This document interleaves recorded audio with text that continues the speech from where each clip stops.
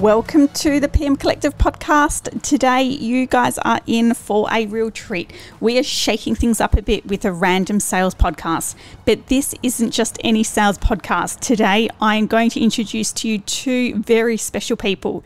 First of all, I have Vanessa Naso.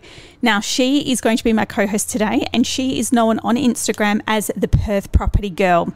And while she has been working in real estate for only just a few years, she has this year started making waves as she transitions from sales assistant PA into a full-time sales rep position.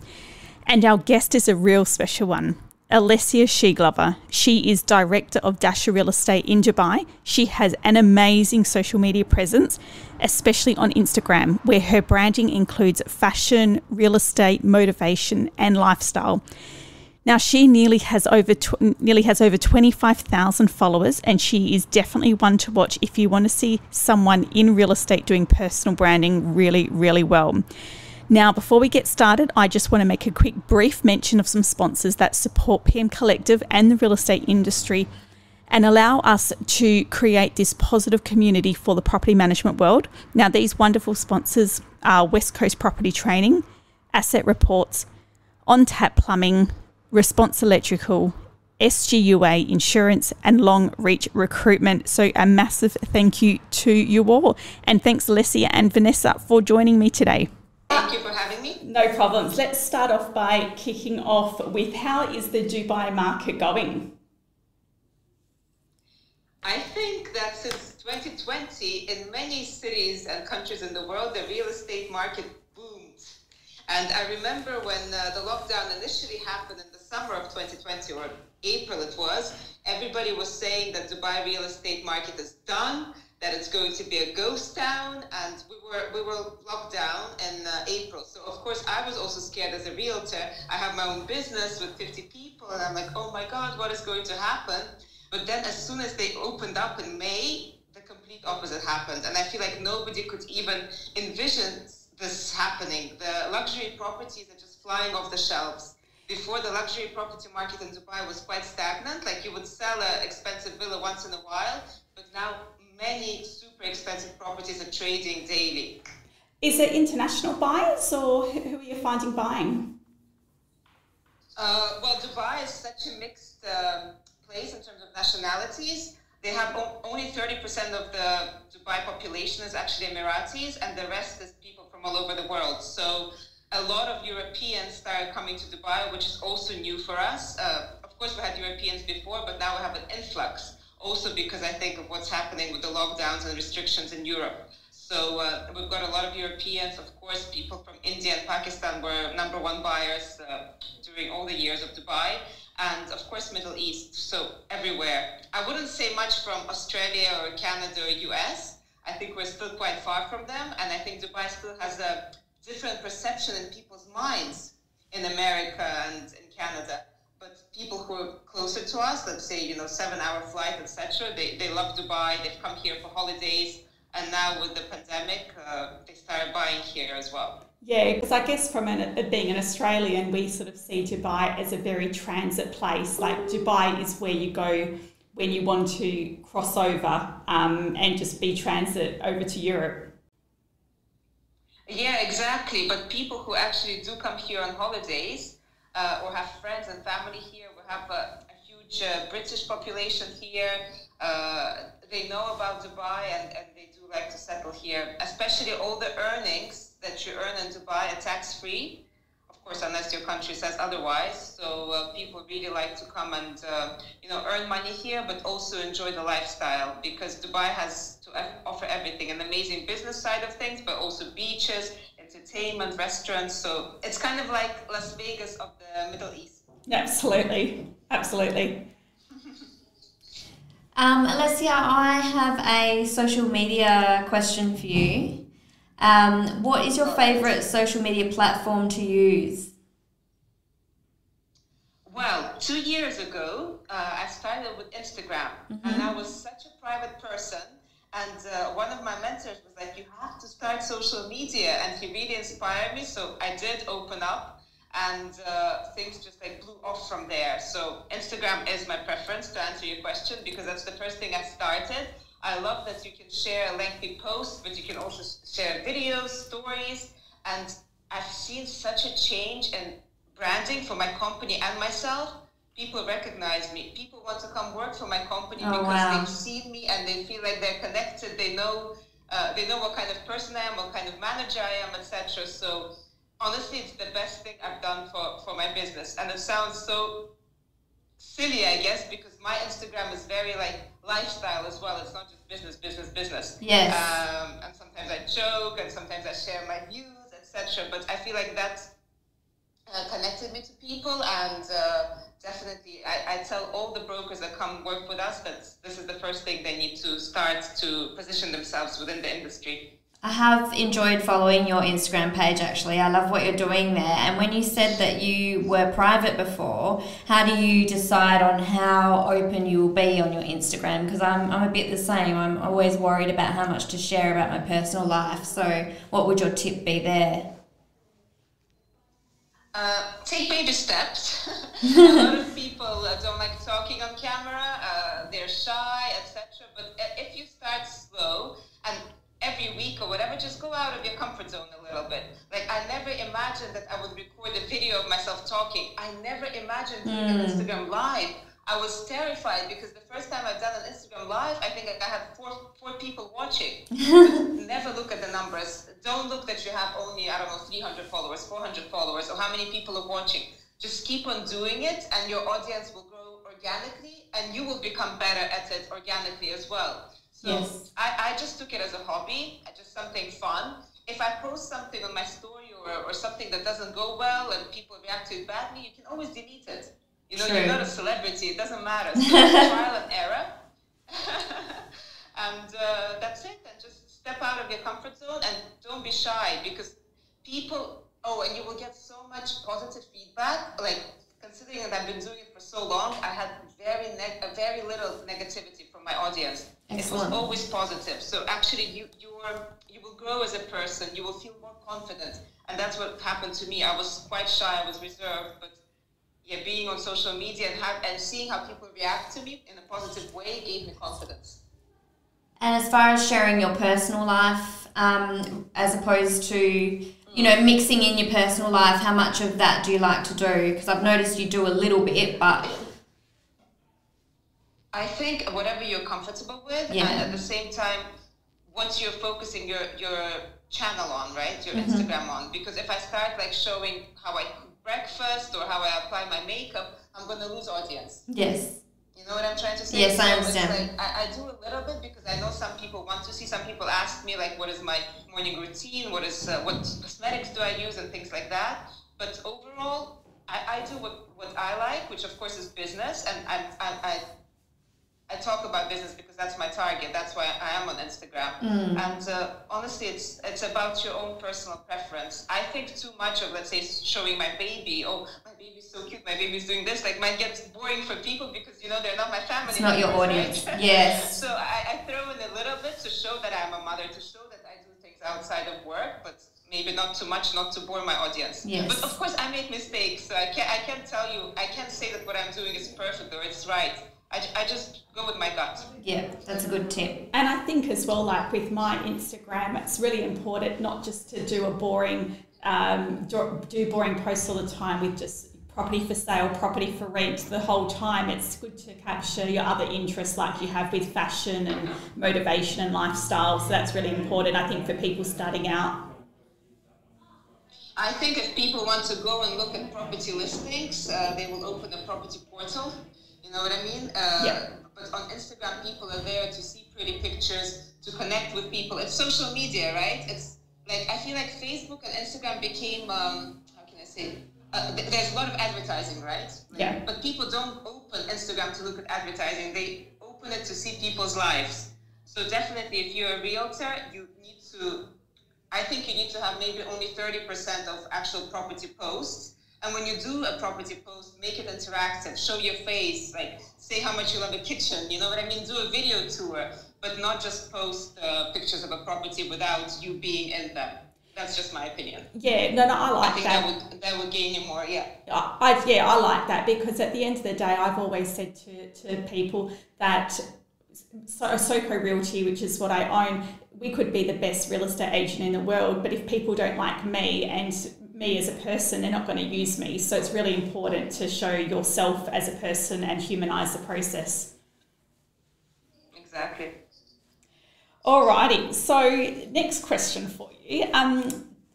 Do you have a scheduler that you use for your scheduling of your social media, or do you just do it ad hoc? Honestly, I'm like the least organized person, which is not my good trait. I wish I was more organized. So even in terms of like my calendars, I keep everything in my mind, which is not good, but I think that, I get practice with my memory. So with social media, I never use a scheduler, and I don't, because for me it's more of a hobby. I don't put pressure on myself to post, let's say, every day or every 3 days. I just go with the flow and with my gut instinct. I write. And this is not the best advice, by the way. No. If you do want to be better, for sure, you need to schedule it. But I'm just telling you what I do. Whenever I have a nice picture, or for example, if I feel good today, I'll take a nice photo, and then I will write a post in terms of what I feel like talking about. So sometimes I don't post for 2 weeks, but I aim to post once a week on my actual, the post. But stories I do daily. Like there's never a time when I don't do stories. And it has worked for me. And even videos, sometimes when I feel like doing a video, I will do a video. But actual advice should be that, the important advice is that you should post quality and not quantity. So if you're going to do random posts just for the sake of doing posts, better not to do it. And this is why I don't post like daily, because every piece of my content, if you see, it's always very informative and lengthy. It's not just my picture and a motivational quote. You know what I mean? So... I love that. Because I was just going to say, I work very much the same as you. I don't have a schedule, and I just do it as I want to, and it's all in my mind of what I'm going to post next. But I always feel like I have to do something every day. But I love the fact that you keep your stories more active and then only post quality on your feed. I think that's a really, really important tip for everyone. That's a good one, isn't it? So with your, like I said, that's just for me, but maybe to grow your Instagram, maybe you do need to post more, but always think of quality versus quantity for sure. Perfect. Yeah, good tip. With your photos, Alessia, do you have a photographer that takes your photos, or do you, we have this fantasy in our minds that you've got a full-time photographer following you around, or do you take your photos with your phone like we do? So funny. Well, the best thing to do for any Instagram influencer, I hate that word by the way, but just in general, is hire a photographer one day and take photos. And I usually do like 3 outfits just because I'm limited in time, but you can take photos in 10 outfits. And then you're going to have so many different photos that you can just use for 3 months. I still use photos that I took maybe 2 years ago. Wow. So I do have professional photos for sure that are just in my folders. And when you do a photo shoot, the pose is always different. So it might be the same outfit, but different poses that you can reuse. But at the same time, sometimes, of course, I use my iPhone, and iPhone photography is very good nowadays. We also have an in-house photographer who does properties and stuff for us. So sometimes she takes a picture of me. But definitely nobody following me around. Oh, you burst our bubble. You did burst the bubble. I thought that was going to be one of my goals after I'm speaking to you, that if Alessia's got a full-time photographer, that's what I need next. No, but just collaborate with photographers in your area. Some people will do even free shoots, and just have a bunch of pictures in your phone, and then you can even write content and then post, whenever. By the way, the picture and the text don't even have to match, right? So just pretty picture and anything you want to say, and try to post at least once a week. Yeah, perfect, excellent. Now, it's Dasha, isn't it? Dasha? Real estate? Dasha. Excellent. You guys look like you have a really amazing staff culture there, and I've been following your Instagram for a long time. Tell me more about how you guys make this work so well and the rewards that you have in your office. Also, you know what I say? Women are very intuitive, and I'm very intuitive, so I always go with my gut. Even when it comes to incentives for staff, I really try to, understand what the person likes. So when I speak to a person, the person mentions that, for example, she wants a Gucci bag or a suit, it just stays in my mind. And whenever it's time to give incentives, it's always from my heart. So I actually love my team, and I care for my team as my family. And I think that shows in the culture and in the way people feel in the work environment.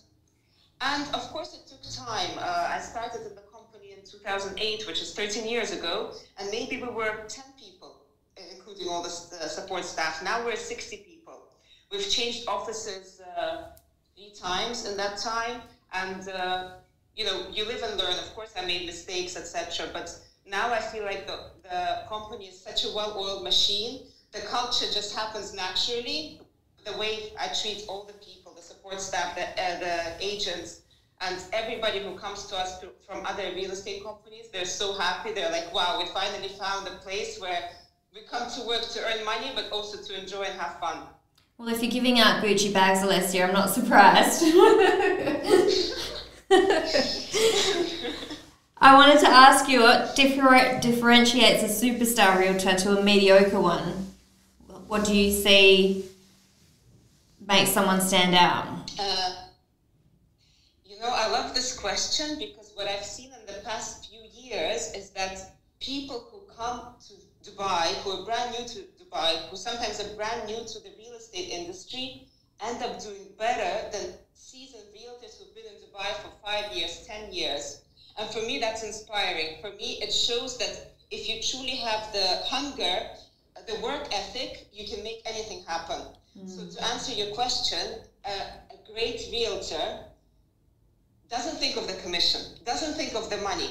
They just want to get the deals done. They think of this more as a game, they're collecting bonus points, and they're also very customer service centric. They want to help their clients, they want to get the deals done, and the commission is something that already is a byproduct. They love their work. They don't think of going to the office as, oh my God, I have to go to work. They actually love it. They don't want to take days off. They're so enthusiastic. They love what they're selling. Really, everything just comes from the heart. I agree. And some brokers who are just who are just hoping, oh, I can't wait to close a big deal. Oh, I have to go to the office. I'm so tired. They're the ones who don't do well. You need to truly love what you do. Yeah, I agree. I think when you have a true passion, it shines through. And do you have a rental department, or are you sales only? So we have both. And in January 2020, we expanded to a second office. So we have now 2 offices of 4,000 square feet, one in the same building. So one office is leasing only. So we have 40 agents who are doing leasing. And the other office is sales. And currently we have around 30 agents who are doing sales. And how are you enjoying the so the leasing, is that a new side, a new department then as of last year? No, we've always done leasing. But now we just expanded and really subdivided the teams. So for sure, leasing is it's a great way for brokers who are new to the industry to start to learn. So because obviously leasing is very fast paced. You get to meet landlords, you get to meet investors who in the future are going to become your clients when you start doing sales. So we've always done leasing. It's good bread and butter income, and sales is all already obviously profit and all the good stuff. And what 3 tips do you have for real estate agents that are new to the industry? Don't chase the money. Focus on the process. By the process, I mean the basics of the job, which in Dubai starts with getting your listings, creating great customer service for your buyers, sellers, all your clients, and staying focused. Give yourself some time. Don't think that you're going to become an overnight millionaire. Sometimes it might take you a year to really understand what's happening and to start earning good money. So be patient with yourself, but trust that being on this journey will result in great things and will give you success that you desire. Actually, one thing that I forgot to ask you, because you've just come back from the beautiful Maldives, haven't you, last week? Yes. It looked lovely. And I've seen that you do treat yourself and the family to short breaks. So do you work from a personal point of view? Do you say to yourself, I'm going to, work my guts out for 6 weeks and then you reward yourself with that break? Do you actually have a personal goal or plan surrounding that? I will tell you a secret. Don't tell anyone. Being in Maldives the past 5 days was actually so stressful for me. I couldn't wait to get back to work. I had a moment where I realized I'm happiest in my work environment.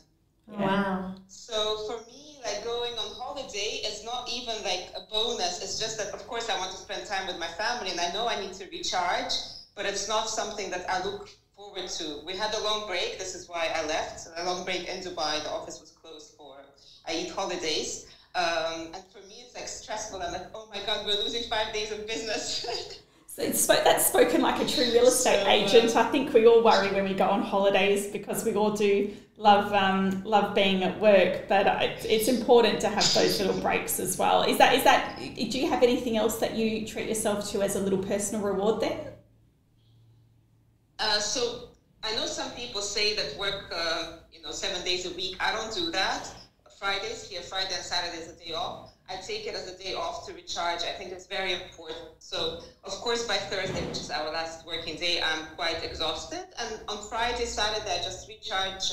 Can go to the spa. I love doing fitness. And, of course, we do short staycations, which is a reward for me, but it's not planned. Whenever there's a public holiday, we might go. Whenever we feel we want some family time, we will go. So in terms of rewards, honestly, I'm so happy with my life in terms of work-life balance. So it's just spas. Of course, I treat myself to shopping, but nothing crazy. Yeah. No, like we all do.